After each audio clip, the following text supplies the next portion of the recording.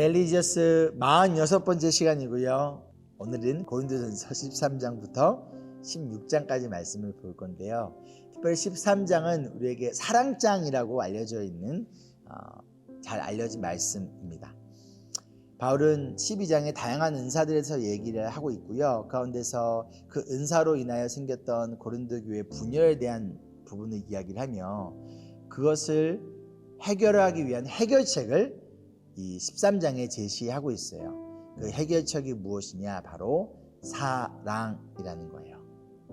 아무리 큰 능력과 많은 은사가 있을지라도 사랑이 없으면 우리는 꽹과리 밖이 되지 않는다라는 거예요. 무슨 말이냐? 하나님을 사랑하고 성도들을 사랑하기 위하여서 은사를 사용해야 된다는 거예요. 사랑 없는 은사는 아무런 의미가 없다라는 것이죠. 그래서 바울은 철저히 하나님이 우리에게 주신 모든 은사들은 하나님을 사랑하고 교회를 사랑하는 그 마음 가운데서 사용되어져야 된다라는 것을 이야기를 하고 있습니다.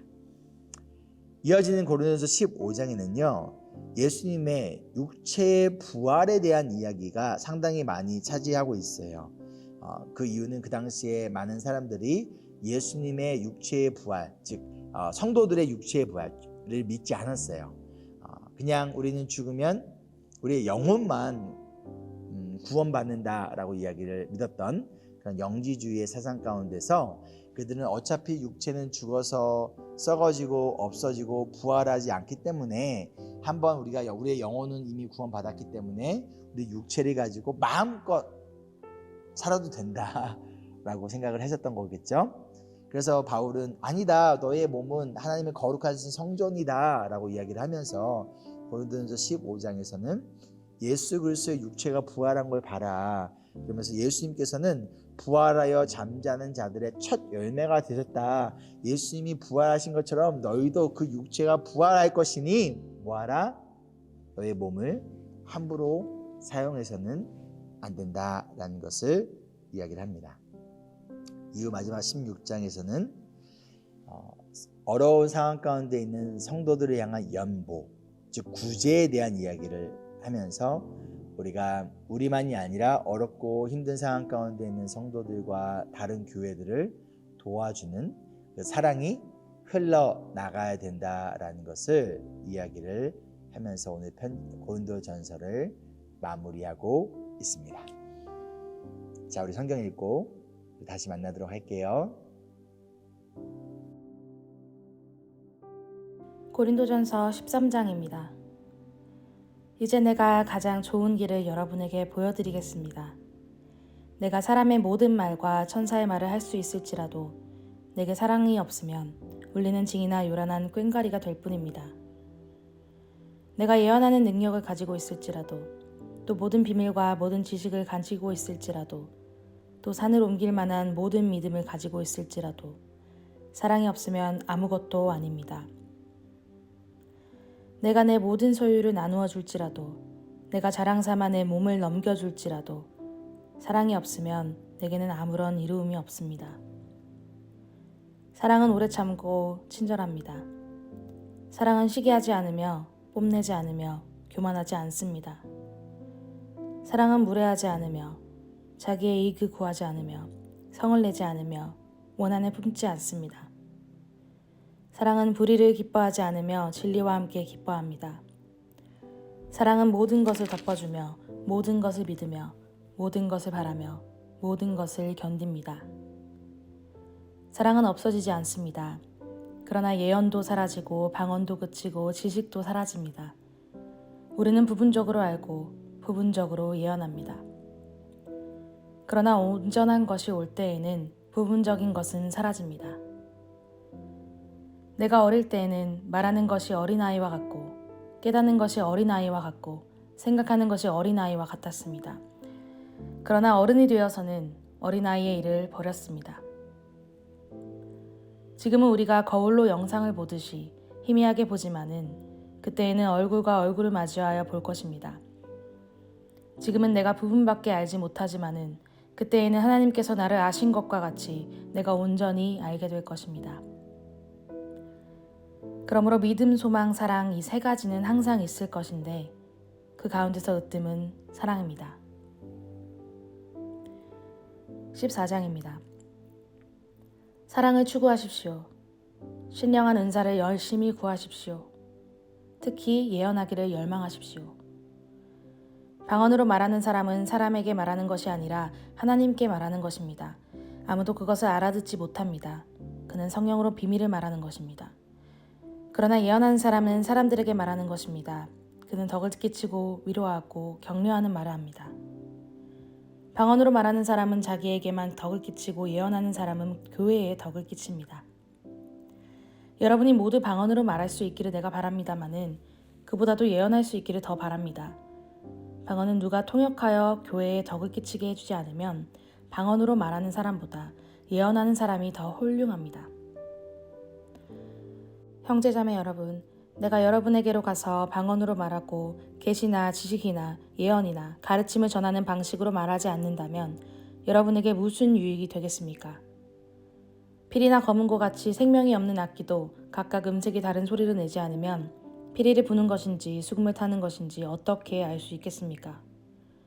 또 나팔이 분명하지 않은 소리를 내면 누가 전투를 준비하겠습니까? 이와 같이 여러분도 방언을 사용하기 때문에 분명한 말을 하지 않는다면 그 말이 무슨 뜻인지 남이 어떻게 알겠습니까? 결국 여러분은 허공에다 대고 말하는 셈이 될 것입니다. 이 세상에는 수많은 종류의 말이 있습니다. 그러나 뜻이 없는 말은 하나도 없습니다. 내가 그 말의 뜻을 알지 못하면 나는 그 말을 하는 사람에게 딴 세상 사람이 되고 그도 나에게 딴 세상 사람이 될 것입니다. 이와 같이 여러분도 성령의 은사를 갈구하는 사람들이니 교회에 덕을 끼치도록 그 은사를 더욱 넘치게 받기를 힘쓰십시오. 그러므로 방언으로 말하는 사람은 그것을 통역할 수 있기를 기도하십시오. 내가 방언으로 기도하면 내 영은 기도하지만 내 마음은 아무런 열매를 얻지 못합니다. 그렇다면 어떻게 해야 하겠습니까? 나는 영으로 기도하고 또 깨친 마음으로 기도하겠습니다. 나는 영으로 찬미하고 또 깨친 마음으로도 찬미하겠습니다.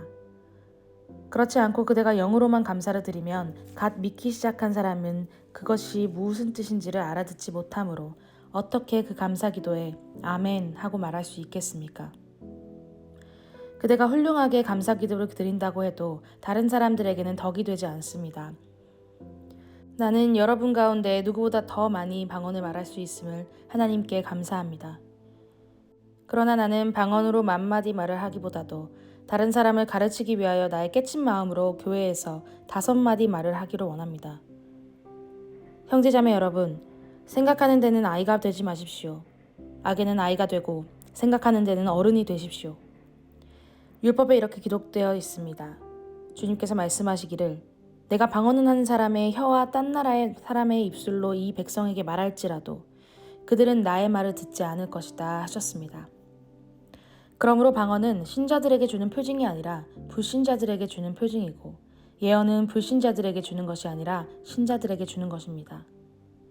온 교회가 한자리에 모여서 모두가 방언으로 말하고 있으면 갓 믿기 시작한 사람이나 믿지 않는 사람이 들어와서 듣고 여러분을 미쳤다고 하지 않겠습니까?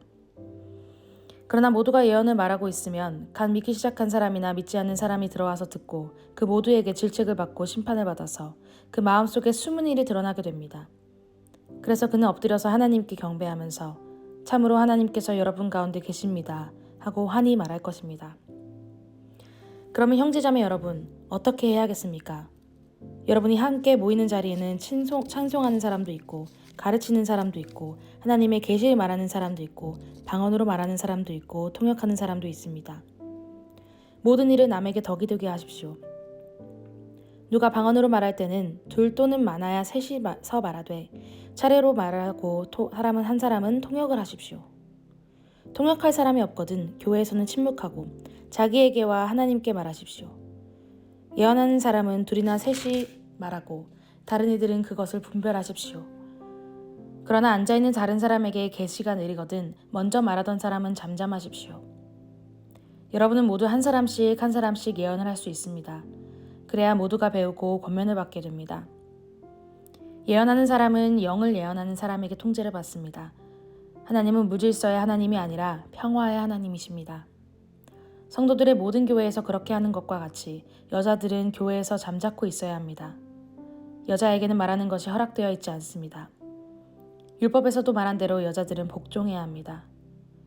배우고 싶은 것이 있으면 집에서 자기 남편에게 물으십시오. 여자가 교회에서 말하는 것은 자기에게 부끄러운 일입니다. 하나님의 말씀이 여러분에게서 났습니까? 또는 여러분에게만 내렸습니까?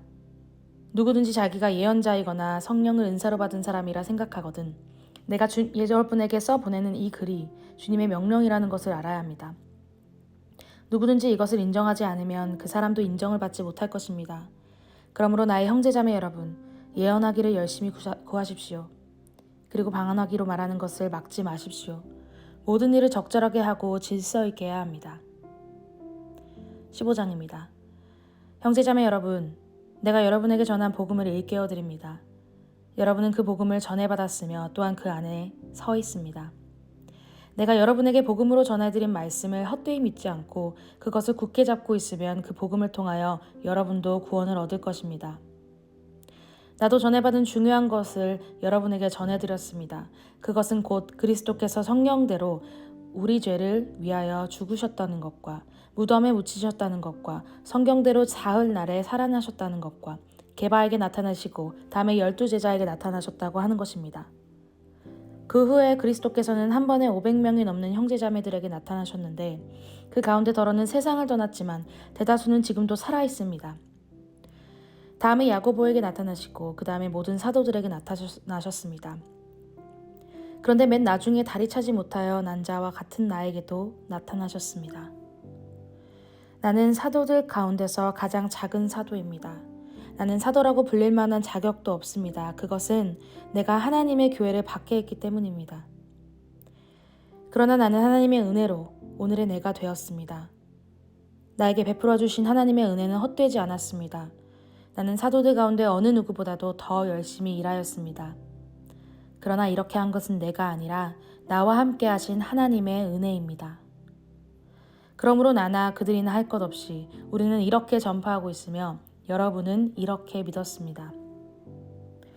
그리스도께서 죽은 사람들 가운데서 살아나셨다고 우리가 전파하는데 어찌하여 여러분 가운데 더러는 죽은 사람의 부활이 없다고 말합니까? 죽은 사람의 부활이 없다면 그리스도께서도 살아나지 못하셨을 것입니다.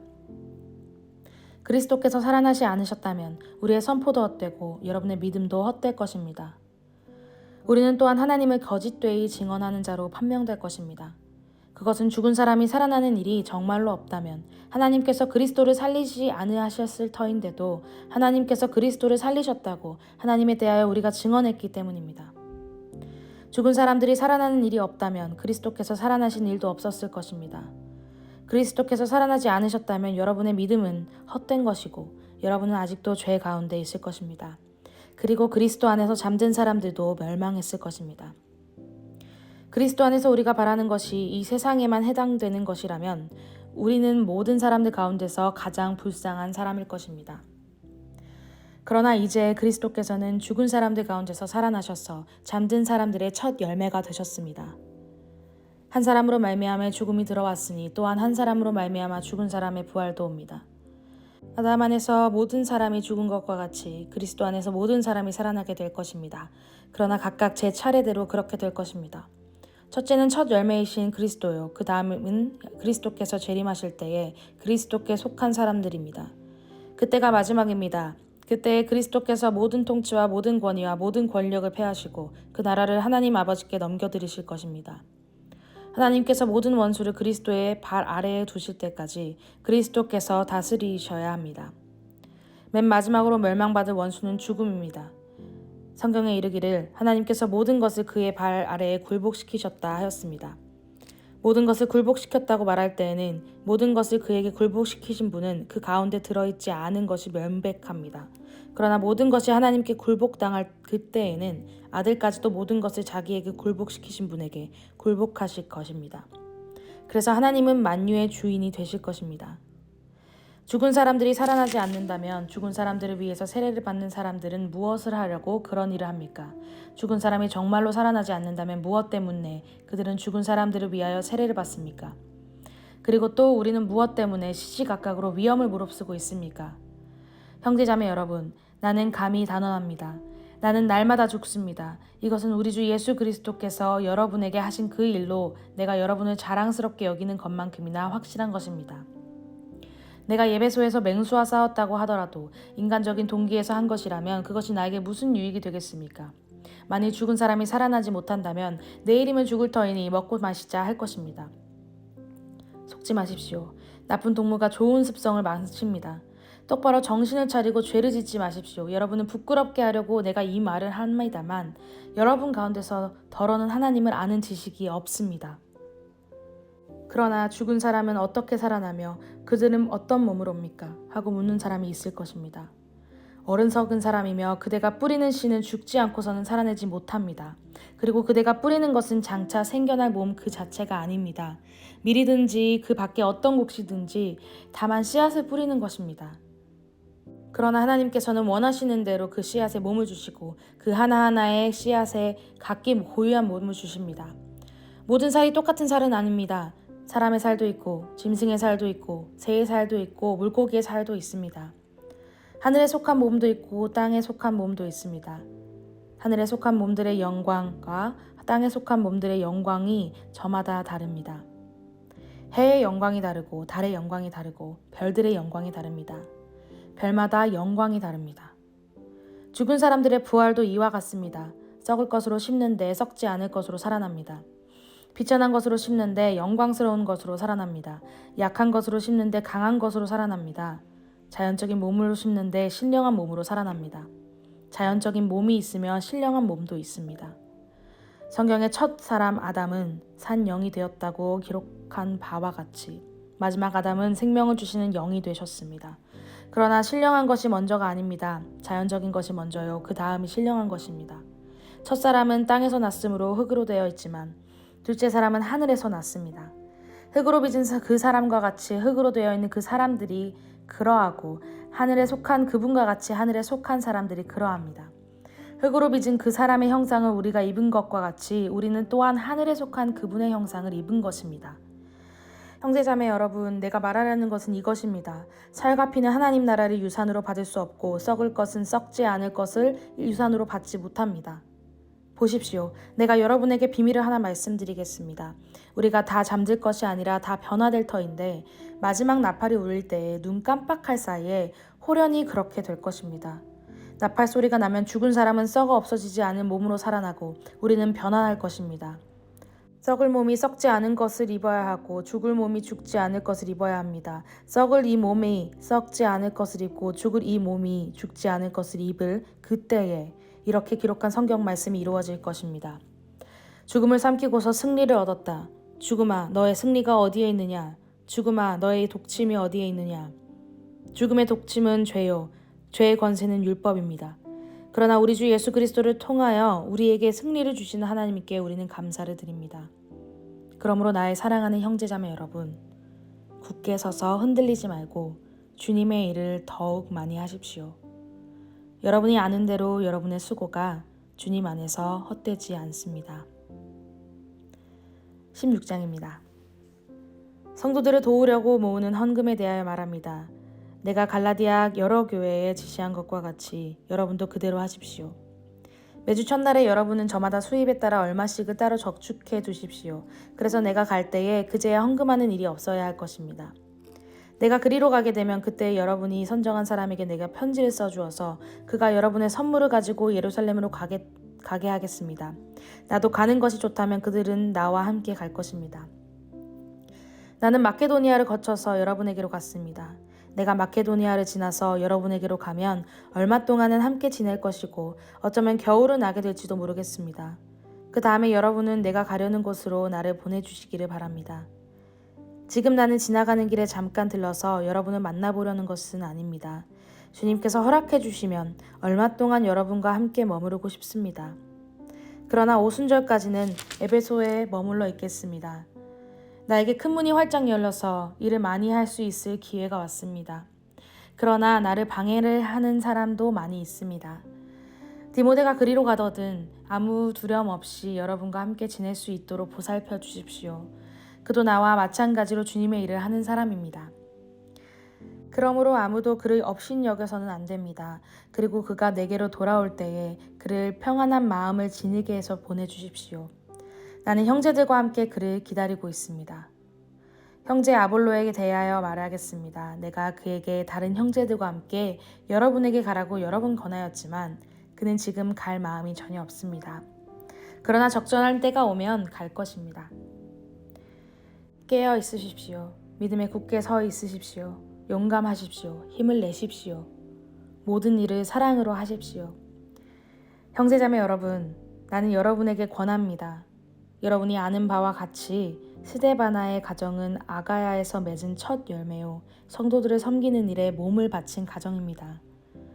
그러므로 여러분도 이런 사람들에게 순종하십시오.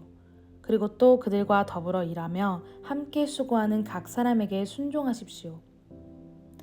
나는 스데바나와 부드나도와 아가이고가 온 것을 기뻐합니다. 그것은 여러분을 만나지 못해서 생긴 아쉬움을 이 사람들이 채워주었기 때문입니다.